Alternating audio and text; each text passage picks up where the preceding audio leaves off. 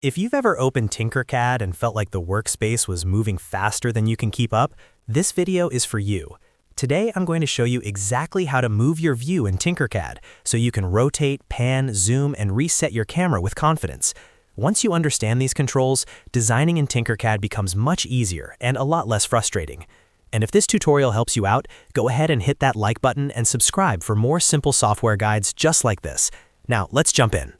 First, let's talk about the most important part of navigating Tinkercad, rotating your view. This is also called orbiting the camera.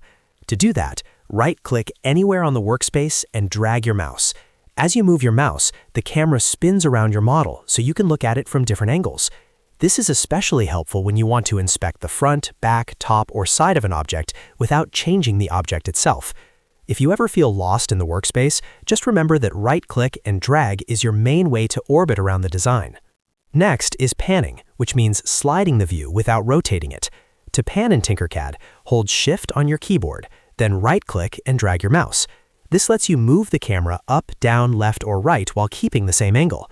Panning is useful when your object moves off screen or when you want to reposition what you're looking at without changing perspective. It's one of those small shortcuts that saves a lot of time once you get used to it. Now let's zoom in and out. You can zoom by rolling the mouse wheel up or down. Scrolling up brings you closer to the model, and scrolling down moves you farther away. If you don't have a mouse wheel, Tinkercad also gives you plus and minus buttons on the left side of the screen. These work the same way and are very handy if you're on a laptop or using a trackpad. Zooming is important when you need to work on tiny details, align shapes precisely, or zoom out to see the whole project. Another great navigation tool in Tinkercad is the ViewCube. You'll see this large cube in the top left corner of the workspace.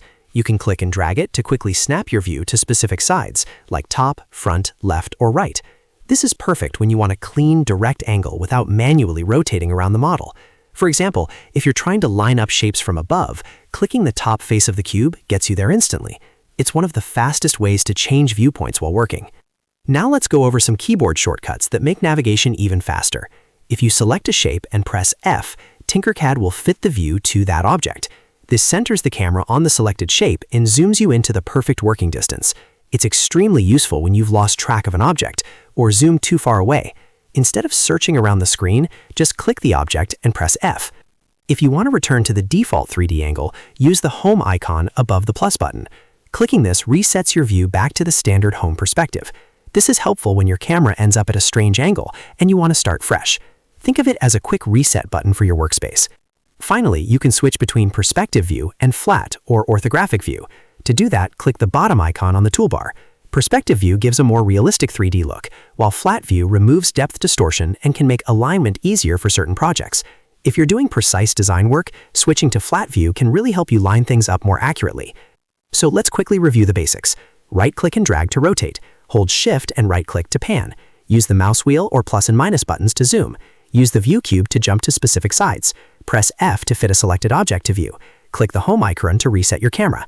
And use the view toggle to switch between 3D and flat display modes. Once you practice these controls for a few minutes, moving around in Tinkercad will feel natural and fast.